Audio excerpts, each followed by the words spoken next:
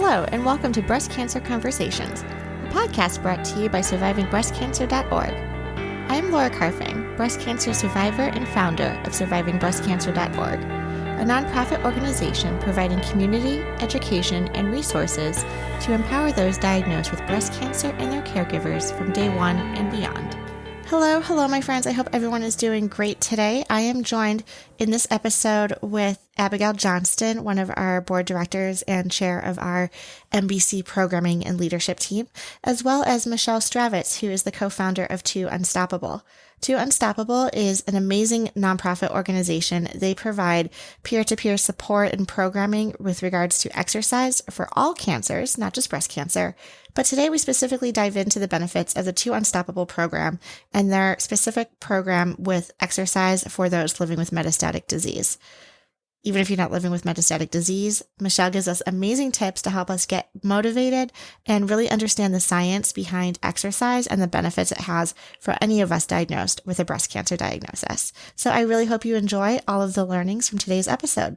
If you're new to Breast Cancer Conversations, please know that we are brought to you by the organization survivingbreastcancer.org. Hop on over to survivingbreastcancer.org/events to see all of our upcoming programs, free workshops, free webinars, all of the things that you can do to get involved and get resources at your fingertips. We also have an app that you can download from the App Store. Just go to the App Store and search for survivingbreastcancer.org, and that is a great way for you to stay connected with our community, join private groups, and connect with others who are going through a similar diagnosis like you. Finally, I want to let you know, our listeners, about an upcoming fundraiser that we have taking place in September of 2023.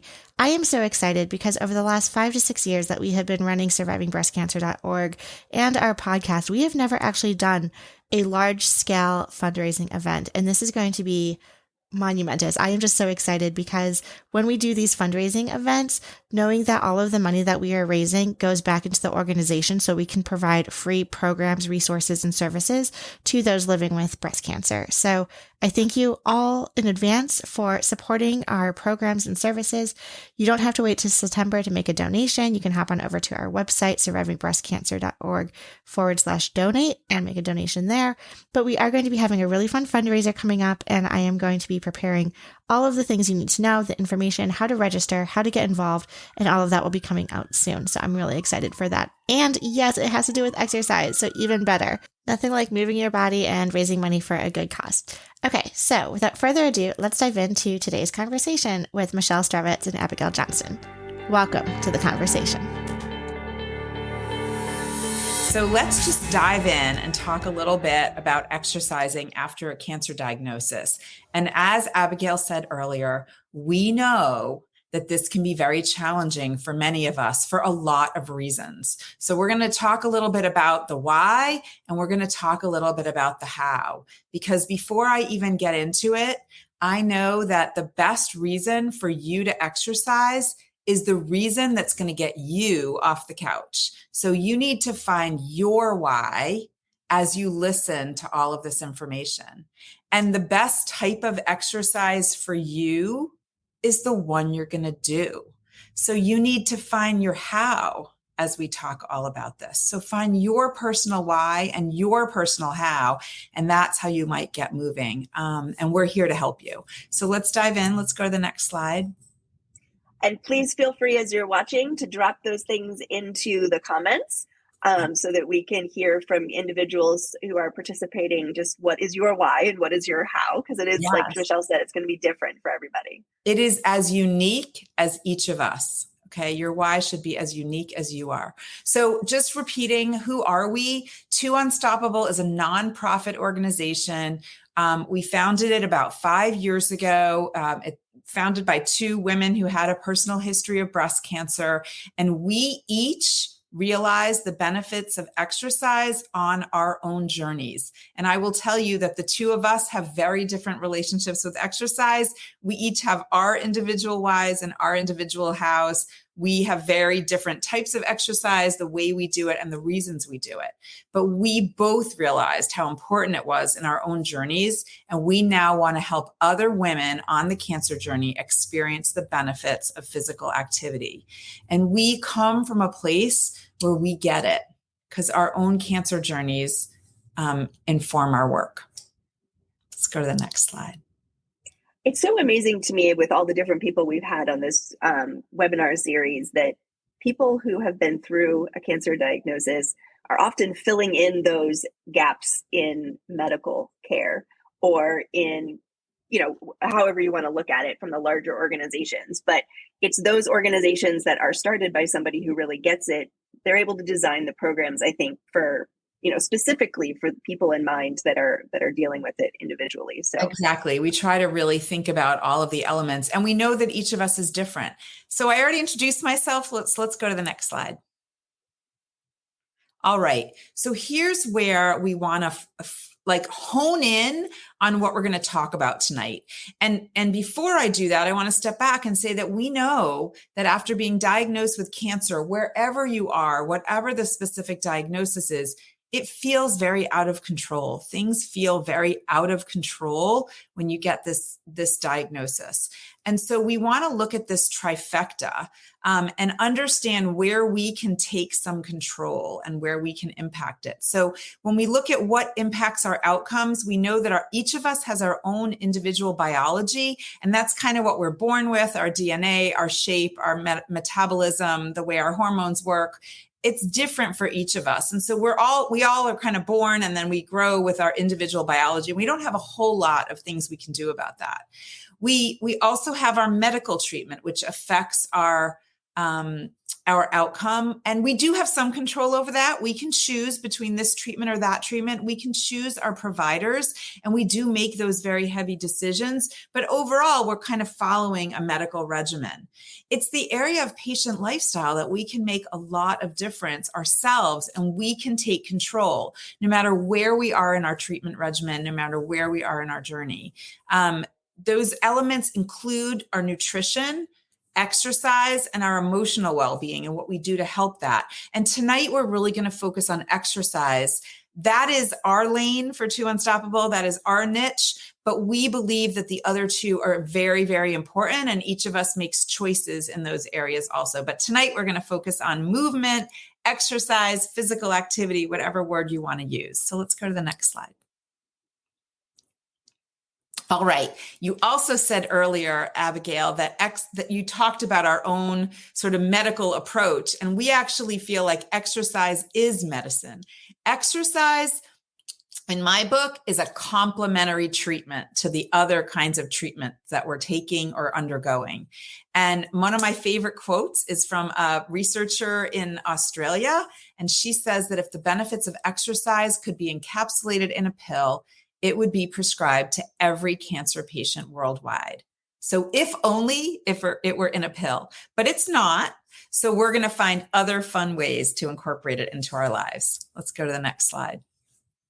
So a little bit of the research and the evidence. And again, all you need to find is one of these that becomes your why. So researchers are realizing that exercise not only improves our overall quality of life, our well-being during treatment, but it actually may help to fight the cancer itself. Exercise changes our body's chemistry and makes it less welcoming or hospitable for cancer to grow. There are all sorts of studies that show that regular exercise can repress tumor growth. And some recent studies have shown that it improves the vascular function, thereby bringing the chemotherapy and making it more effective. So there are some early studies that show that. In fact, the last quote was out of Australia. In Australia, there have even been studies where people go right from an infusion center right into an exercise lab, and they're exercising immediately right after their treatment. And they're finding early innings here, they're finding that the treatments are more effective. Moreover, there are many ways, which we'll talk about in a minute, where exercise helps to combat side effects. And if it can combat some of your side effects, it will allow you to tolerate the treatment that you need a little better and be able to complete a treatment regimen or to continue with the treatment regimen. If you can lower the side effects, it makes it more tolerable. So that also allows us to receive the treatments that are being prescribed for us. So there's a lot of ways that exercise helps in making the treatment more effective. I just want to say here, we at survivingbreastcancer.org, and generally from a personal perspective, we never want anybody to feel shame over not doing something, right? So exercise is there as a potentially a benefit, potentially something that can help improve overall quality of life, as well as give some physical benefits and maybe help with treatments and all of those things. But it doesn't mean that if you don't do it, then the cancer is going to grow, or that you didn't do something that you should have done or anything like that. So there's no element of anybody feeling bad. It's more of the, hey, here's some reasons why this could be really key and could help. And going back to what you said, Michelle, about here's something we can control in a situation where everything seems out of control. You can control how much you move. You can control. Absolutely. And it may be that it just simply makes you feel a little better, or makes you feel a little more confident, or makes you feel a little bit more energetic. And that's also an important element of your outcome. It's our quality of life. So there's lots of things. This is a no guilt environment here. So regular exercise also helps to do all sorts of biological things like regulating hormones and reducing inflammation. Many of us may have heard about eating, anti-inflammatory foods or things like that. Exercise can help with that as well.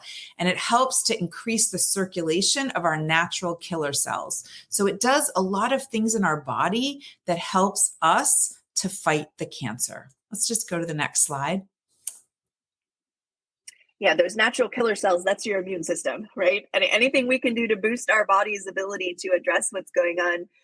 Yes, those war or fighting metaphors are not something that we typically embrace in the MBC community generally, but there are cells that are legitimately going out to kill other cells. Like that is legitimately their function. That is the terminology that's used. That's right. Exactly. Yeah.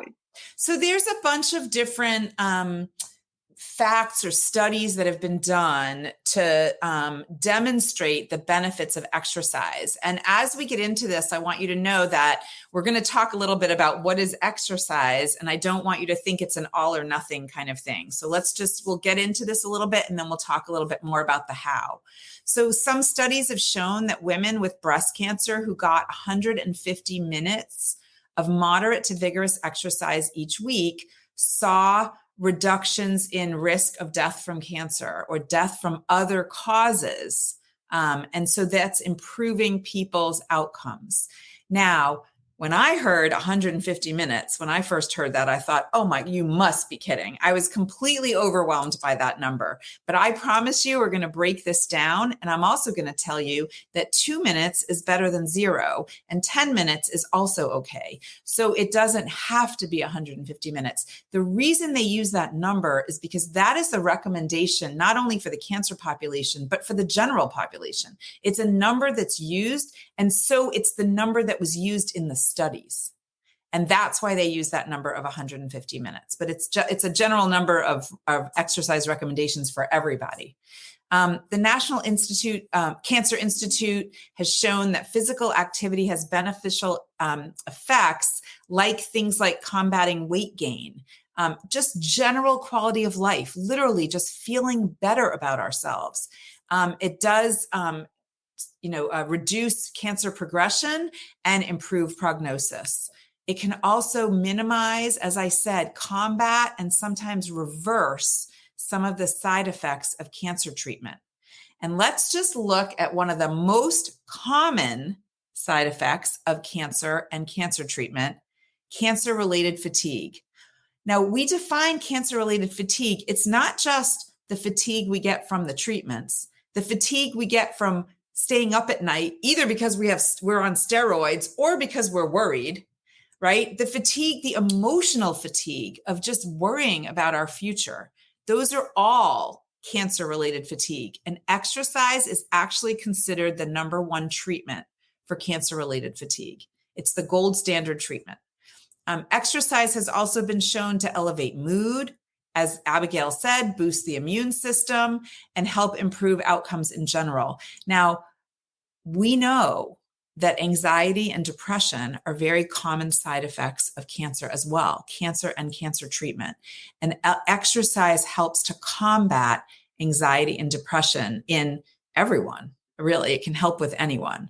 And it has also been studied that the single most important factor for keeping up with fitness success is having a support system. And that's where we go back to coupling that social support with the exercise. So we're here providing a community of women that are trying to stay active after a cancer diagnosis. We have groups and classes, and we also have fitness buddies, and we'll talk about that a little bit later. Let's go to the next slide. It's so important, though, from a mental health perspective, right? Because we talk about mental health, we talk about, psychosocial issues and things. And, if you're feeling depressed or you're feeling anxious, that can undermine doing anything, right? And for people who haven't experienced depression prior to a cancer diagnosis, haven't experienced a lot of anxiety prior to a diagnosis, I know just for myself, my coping mechanisms that I had developed in the whole 38 years that I had been alive just weren't up to the task of dealing with a terminal diagnosis. So amazingly, it's something so simple. It's not medication. It's not therapy. It's not something that you're having to spend a lot of money on, but that exercise can be so significant. And thank you for the people who are including kind of what they're doing for exercise and how much they're able to do. It's always good to see that you're in the same boat as other people. And that's exactly part of what this whole social support piece is connecting with other women who are in the same boat and kind of dealing with a lot of the same things. So this page just has a whole long list of different types of side effects that exercise can combat. And this is where I tell everyone, you only need to find one of these that's important to you. Find your why. Find the why that has motivated you to go on with the treatments. What is it in your life that you want to be able to do? And maybe exercise will help you do that. Do you want to have enough energy to play with your kids? Do you want to be able to have the strength to go to your child's graduation? Do you want to be able to carry the laundry basket? Do you want to have the flexibility to reach up to the top shelf in your kitchen? So, exercise can help with flexibility. Many of us have had treatments that reduce just our mobility, right? And affect our mobility. So each of these side effects, I know I have one that motivated me, that got me off the couch, that made me think about it every single day. Like, oh my gosh, this is what my treatments are doing to me. And maybe I can combat that. So each of us has our own why. And like I said, there's many, many ways that exercise can combat our side effects. So it can help with balance. It can help with your muscles. It can help with to lower the risk of heart disease, improve cardiovascular function, even improve your self-esteem. Many of us, our self-esteem is attacked when we get a cancer diagnosis, right? We feel like, well, what have we done wrong? Our bodies are betraying us. I'm not the same person I was before. Exercise can actually build your confidence and make you feel like you have some control over your body. And all of these are important. So any one of them is enough to motivate you. So, and then of course, as I said earlier, just improving your quality of life, even just for a day or for a few minutes. So I'll let you go to the next slide. So the American Cancer Society does have these recommendations that we take part in physical activity, that we avoid inactivity and try to return to whatever normal daily activities we can, and to exercise, and I put it in parentheses, aim to exercise 150 minutes per week. That's the goal. That's the recommendation. But as we're going to talk about, this is not all or nothing. It's do what you can. And if today you can't even walk to the mailbox, then today you can't walk to the mailbox. One of our most important mantras is be patient with your body. Be patient with your body. We do recommend that if you're going to take part in physical activity, that you try to find a way to incorporate some sort of strength training or resistance training. That is to help your muscles, your body function, and also it can help with your bones, to strengthen your bones. But of course, with all the precautions necessary, and we'll talk about those a little later. The American Society for Clinical Oncology, ASCO, last April, came out with a recommendation encouraging physicians to refer almost all patients to exercise during treatment. So this was a very broad statement. There had been a lot, as Abigail talked about, recommendations for after treatment was over, but this is for during treatment. This is for people that are still getting cancer treatments. And then we want to remember that it's important to do exercise that makes us happy, that feels enjoyable, that develops new skills, that incorporates social interactions, and that helps to stimulate both our minds and our bodies and our spirits. And so we'll talk a little bit later about how certain types of exercise can actually help with our brain health, our cognitive health, our emotional well-being, as well as our bodies. So let's go to the next slide. Now, I've been talking a lot about the benefits of exercise. And so why did we found Two Unstoppable? Because we recognized this huge problem and this huge gap. The fact is that there are many, many benefits of exercise after a cancer diagnosis. And those benefits are relatively indisputable. I mean, they're pretty consistent data. In fact, when we founded Two Unstoppable about 5 years ago, there were just an explosion of research coming out about exercise after cancer. And by the way, breast cancer is the top of the list of the type of cancers that are impacted by exercise and the outcomes. So the reality, though, is that despite all of this information, few women are getting the exercise they need. I recently heard a study that some information that I think 95% of cancer patients experience negative side effects from their treatments, and 5% are referred to exercise programs by their physicians, actually referred to a specific program.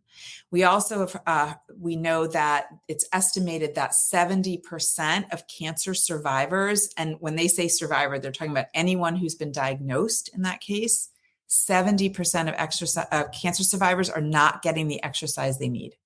So we know there's a gap between what we want to see happening and what is really happening. And so Two Unstoppable, we founded to help inspire and encourage and support exercise among women with a cancer diagnosis. So let's go to the next slide. Well, and I don't know about anybody else who's watching. My doctors said, stay as active as you can, but I have no specific recommendations for you. And oh, by the way, all the programs we have available are only for people who are not in active treatment. I don't know if other people have had a similar situation, if you actually were, even if that was a discussion. So definitely comment in the chat about that, because I think a lot of us, our doctors aren't even talking about it because there's so many other things to talk about. That's exactly right, Abigail. That is a very, very common experience.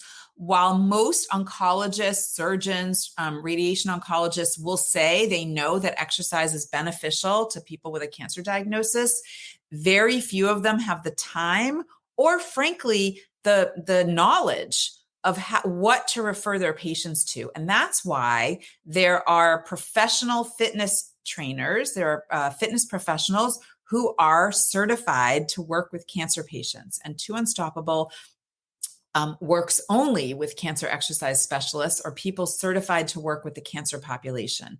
And that's an important thing to look for, because those are fitness professionals who have been trained to work with people who have different types of cancers, understanding both the impact of the cancer on your body and the treatment on your body and what your goals might be based on those. So it's really important to exercise in a safe environment. I'm actually going to stop for a minute. I think this is a good time to introduce one of my colleagues. If we can bring her up, that would be amazing. The fitness director from Two Unstoppable is also with us tonight, and I'd like to welcome her and introduce her briefly. And then a little bit later, as we get more into the details of what we deliver, she may be able to answer questions or enhance the conversation. So I'm introducing Stacy Mann, Two Unstoppable's amazing fitness director. Stacy is an experienced personal trainer. She has an advanced qualified cancer exercise specialist certification, and she's also a certified health coach. Stacy actually has a long list of certifications because she just loves to keep learning and growing. And we are so privileged and thrilled to have her leading our fitness team at Two Unstoppable. She has designed many of Two Unstoppable's most important fitness offerings, and we will introduce some of those a bit later. And she's here to share with you her expertise and knowledge of working with the metastatic cancer community. Stacy's special touch, her desire to help each woman individually meet and exceed her personal fitness goals while benefiting from the greater Two Unstoppable community, and her emphasis on helping us all find what we can do rather than focusing on what we can't do has been a major ingredient in the success of Two Unstoppable's programs. And I am delighted to have her joining us tonight. Welcome, Stacy. Thank you. Hi, Abigail. Hi, Michelle. It's great to be here. Thank you for having me. Thank you for welcoming me on. So Abigail, if we can put back the slides, I want to continue our conversation, and Stacy will jump in when appropriate. I welcome her to jump in and help guide the conversation. But what we were about to talk about was actually something that we all need to face and understand, aside from the funny, picture up here. We all have to recognize that while we talked a lot about the benefits of exercise, we have to acknowledge that there are many, many challenges and barriers to exercise. That's true of the general population. That's true of the entire cancer population. And I think it's even more challenging for the metastatic community. We recognize that there are psychological barriers. It might be hard to get motivated. We might be afraid. We might not think of ourselves as the gym or sporty type, right? Like I wasn't that person. I used to roll my eyes when I heard about the recommendations for exercise. There's also physical barriers. We all have comorbidities, the impact of our cancer treatment, the general aging process, which seems to happen a lot faster when we go through treatment. We have fatigue and the illustrious weight gain, just to add insult to injury. One study showed that patients with metastatic breast cancer experience a broad range of health problems that impact their ability to be physically active. So we recognize that there are real challenges and real barriers.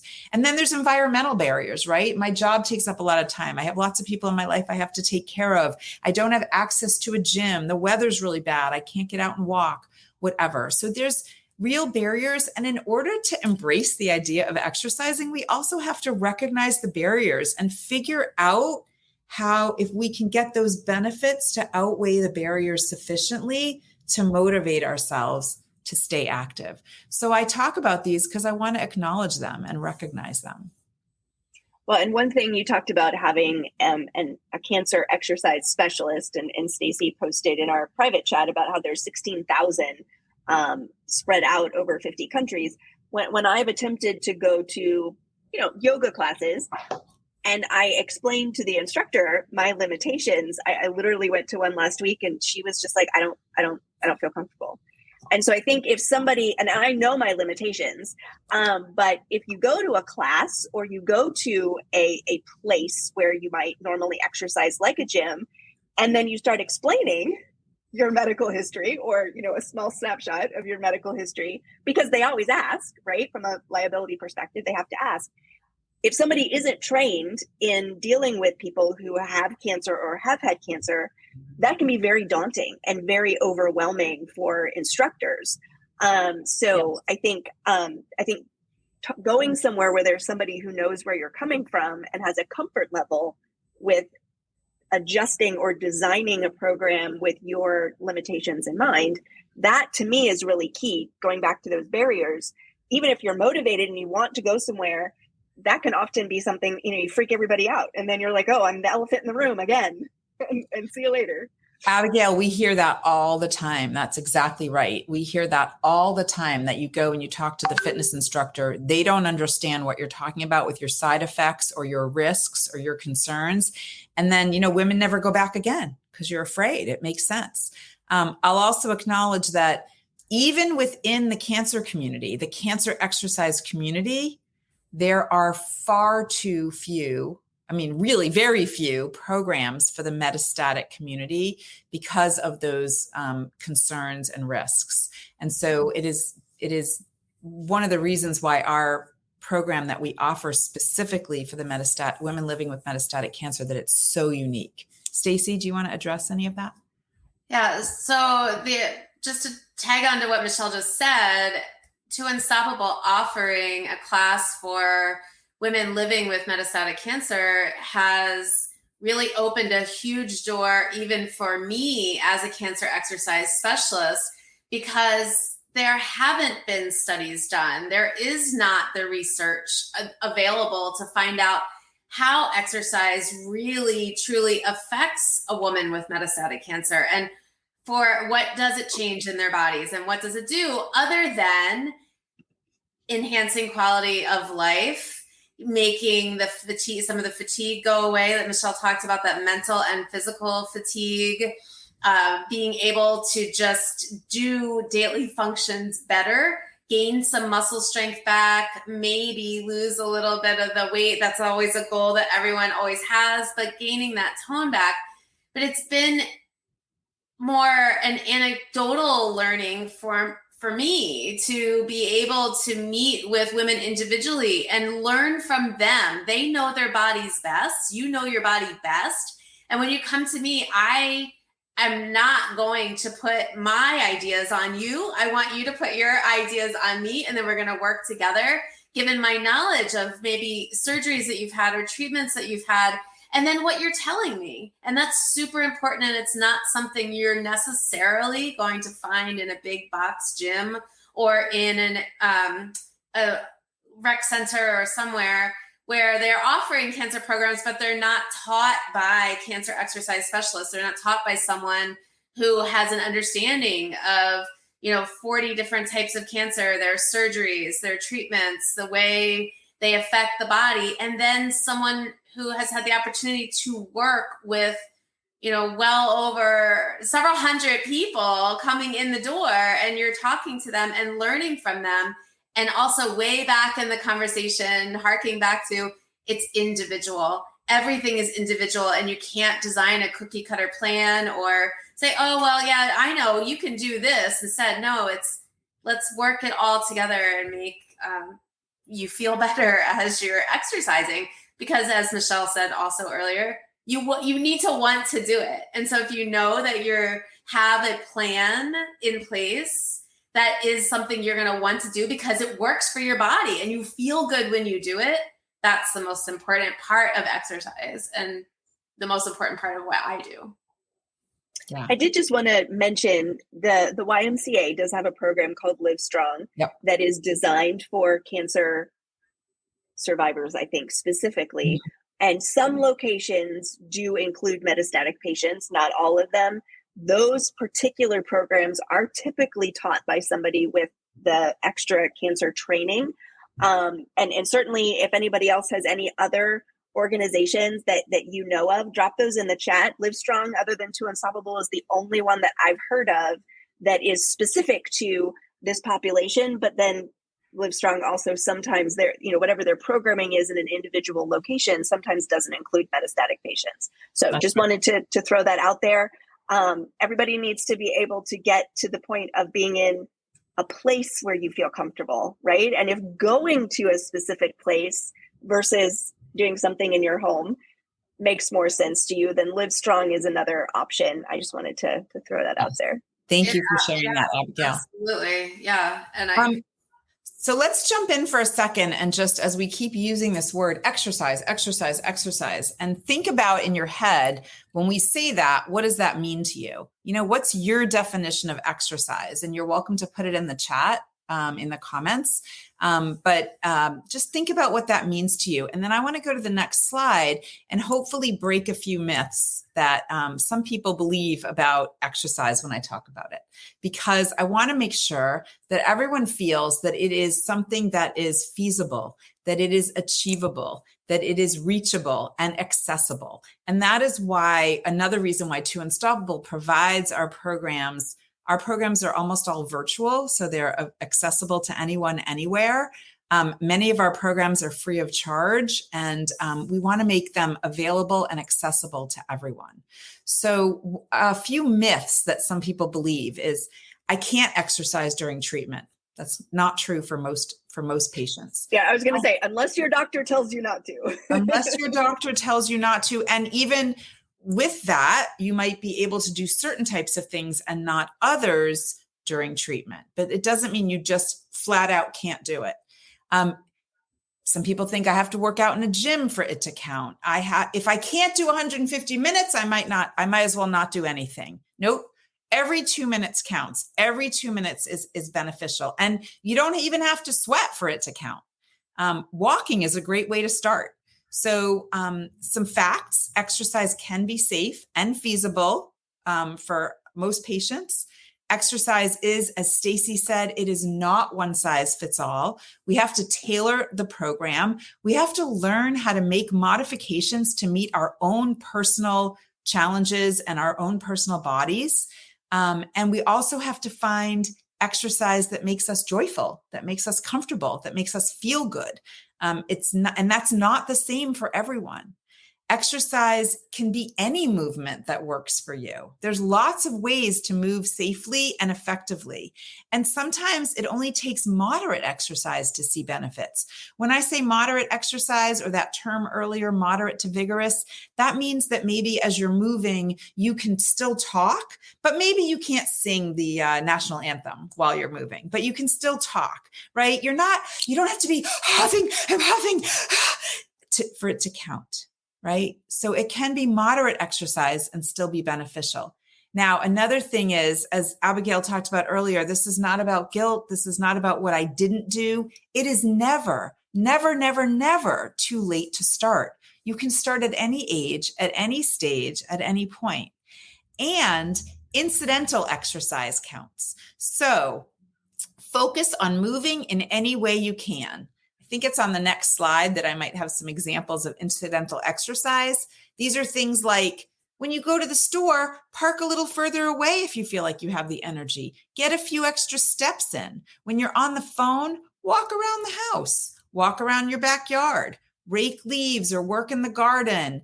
If you're at work, don't text your colleagues, walk down the hall and poke your head in. Take the stairs on the way to the doctor's office instead of the elevator. Maybe even vacuuming your home. These all count.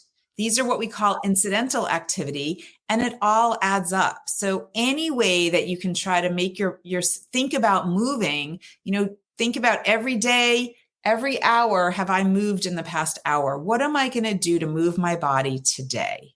Let's go to the next slide, because I want to focus on some structured things that we offer.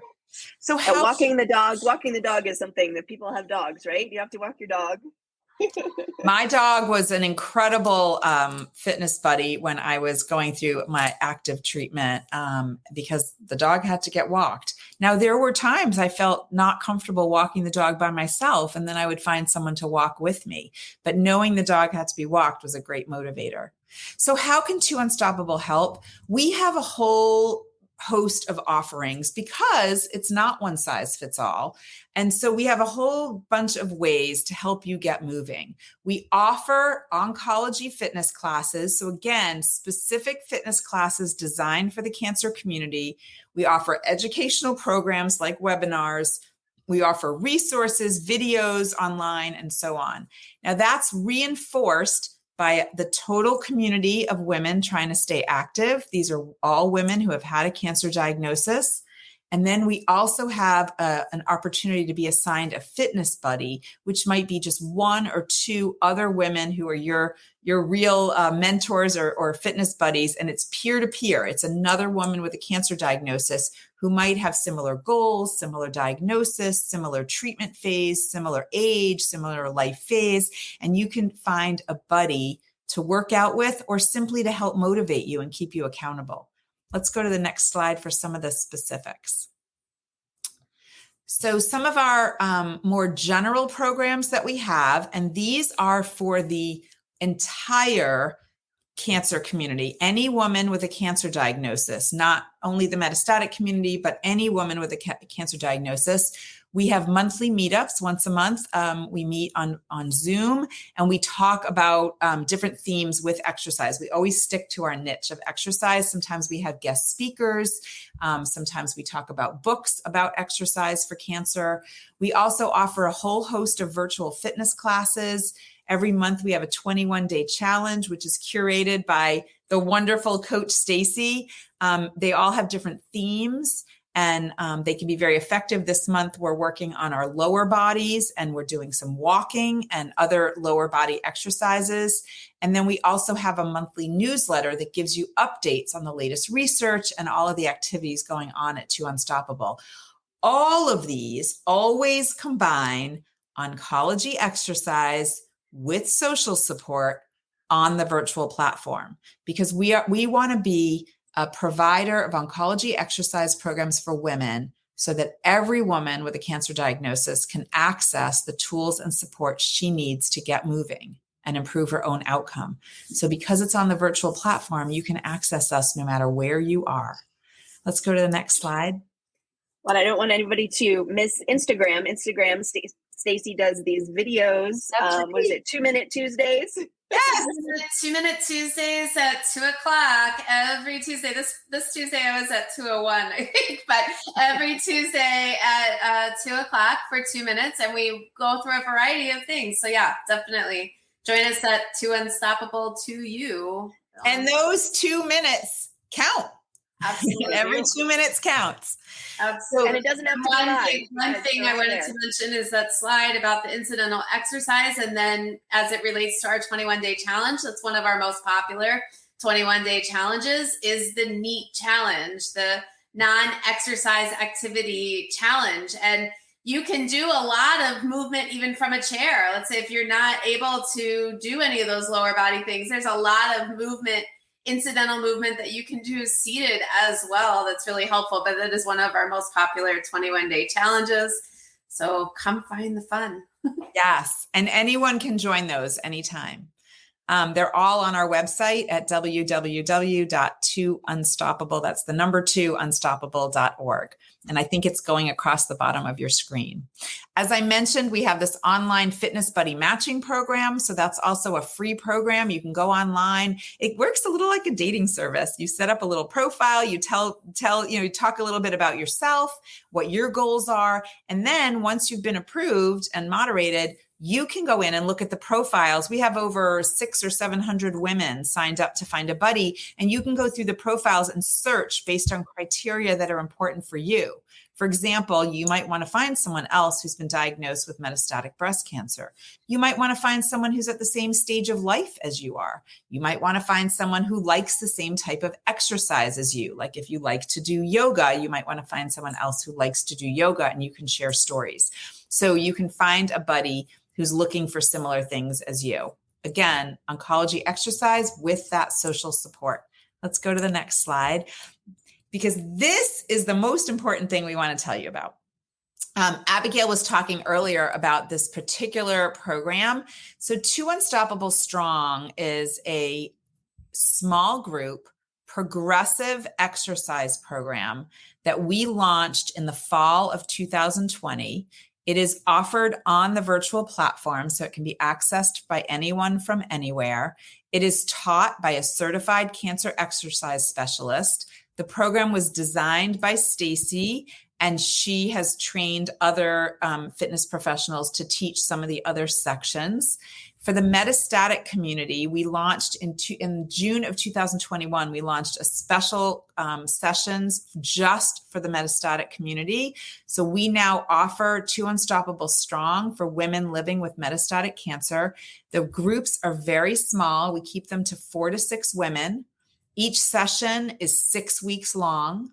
You do 1 live Zoom class per week, and often a complimentary walking regimen is encouraged. Each member is assigned a fitness buddy.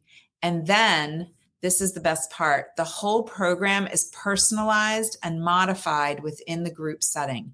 Each participant meets with Stacy individually before the program starts so that she can learn your health history, your fitness goals, some of the modifications or barriers or concerns that you have. And then she can design the program not only to have modifications that are specific to you, but as a group, the program is customized to the particular group of women who are participating then. Let's go back to that slide. I want Stacy to talk a little bit about the types of goals that typically women have when, we can just open it up, when they come to 2 Unstoppable Strong for the metastatic community, and the types of benefits that people have been reporting.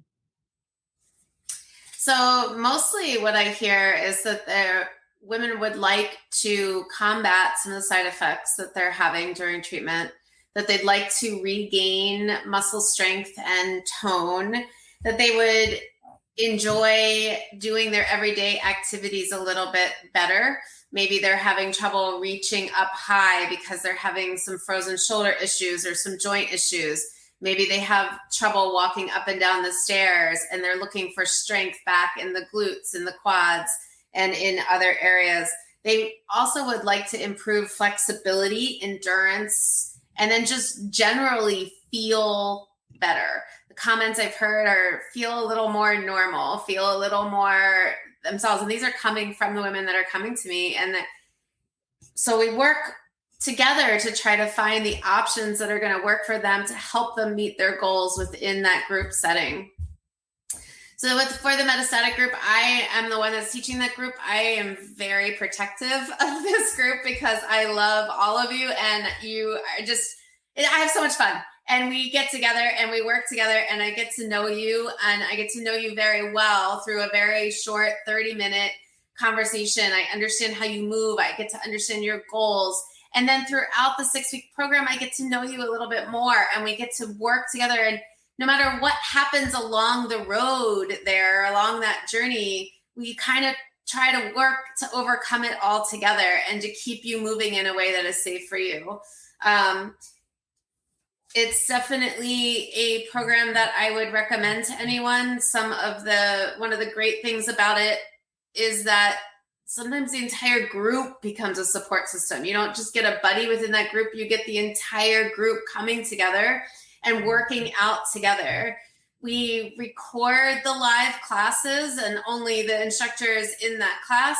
And then you have the opportunity to do that recording with your group later on. So you can log on and get together and do your homework together and keep that accountability piece moving. A lot of our groups have set up chat programs and emails where they're counting steps together, or they're just reaching out and talking about their lives together. And it's so great because now you have a whole new group of friends that all want to move in some way together and support each other in that movement. And I think that that's been a really important piece of this. And of course, we wouldn't be too unstoppable without that piece, because we're bringing everyone together in that exercise mode and movement mode. A lot of don't forget the names. Each class gets a specific name. And each class gets a specific name. Yes, I have a lot of fun coming up with different adjectives to describe each class and to move through those classes. And it definitely, I think, becomes a little motivating because you are a group and you now have a name. You're not just under the 2U Strong class.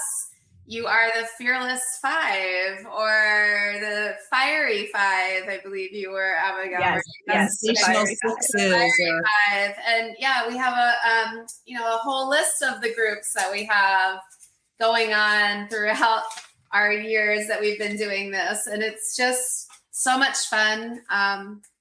to pick the name based on some personalities, based on how well I think the class is going to do, and whatever might be motivating to them. We have had about 20 to 25, I think 21 to 25 women have completed Two Unstoppable Strong for the metastatic community thus far. We have 5 or 6 women in the session now. Overall, we've had about 140 women complete Two Unstoppable Strong, because we do have cohorts for women who completed active treatment in the last year. And we have a group of women who completed active treatment 1 to 5 years ago. And then, of course, this group for women living with metastatic cancer. One of the things I think that's really powerful about this program, as Stacey said, she's able to personalize it for the group that she's working with. So it's never the same class twice. And even within the 6 weeks, she continues to make modifications and customize it for the group. But also, each group finds each other, and that social support and social connection that they make together is really very powerful. And as you said, Abigail, there aren't always programs designed specifically for this community. And we know that each different diagnosis, each different phase that you might be in or stage that you're in feels different, and it might feel isolating from a different group. So finding a group of women living with metastatic cancer that are all trying to launch back into fitness somehow is very powerful. And I think what we're finding is that once the women go through this program, they feel empowered because they've now learned how to safely exercise and how to modify. They now feel empowered to go participate in other exercise programs. So, for example, we're having a lot of our graduates from Two Unstoppable Strong now participating in our monthly challenges because they know how to modify, whether it's a squat or doing something from a chair instead of standing or instead of from the floor. They've learned from Stacey how to modify for their own needs. So let's get into some real specifics. So sorry, Stacey, I just want to make sure we have time to get into the brass tacks of things, right? So number one, when you sign up for this, you have to have your doctor sign off on you participating. So there's a specific form that your doctor looks at. My doctor was like, this is amazing. I'm telling all my other patients about this. So that's one thing that I think is very important, that, your team needs to be involved in signing off on you participating. But one of the participants or people watching asked, how often is the program offered for people with MBC? I think we're enrolling now for April, right? So in every session that we offer, we've been offering at least one session for women living with metastatic cancer. So we had a session start in January, and there's now a group currently going on, and we're now enrolling for an April cohort that'll start. We are also willing to open up more sessions if we find that we have the demand. So we often look at how many women are inquiring, and then we look at whether or not we can open a new session. Currently, we're doing three 6-week sessions in a year. So we'll do one in January, we do one in April, and then we do one in the fall. We found that a lot of people are doing things in the summer that doesn't quite go along, but we're also willing to reevaluate that if there is a demand for it, as Michelle said. But currently there's 3 times a year. And then we offer drop-in classes on a regular basis. So once you have a good feeling about what you're doing and you understand what movement works for you, you are welcome to join in on those drop-in classes, such as Pilates, Zumba, these things that are also taught by cancer exercise specialists. So they are a part of the Two Unstoppable method and the Two Strong way. They understand what we're trying to promote and how we're trying to be. And that for those drop-in classes, you do not need your doctor to sign off on, but you do have to say that you understand what you're participating in for sure. They're obviously able to accommodate based on demand. So fantastic. Thank you all for joining us today and sharing such valuable information. I will be sure to hyperlink to all of your websites and information and resources that we mentioned today in the show notes below. So thank you again for joining us. And thank you everyone for listening to our show. I would like to acknowledge that all of the information on our podcast are from personal experiences and are not a substitute for professional medical advice. You should always contact your medical care team. Our podcasts are made possible because of donations from listeners like you, so please feel free to make a contribution through survivingbreastcancer.org/donate. And there are so many ways to get involved with our nonprofit and our organization, not just through listening to the podcast, but through all of our virtual programming. So you can check out all of our lineups by hopping over to survivingbreastcancer.org/events. And as always, all of our programs, services, and resources are absolutely free. Thanks again and keep on thriving.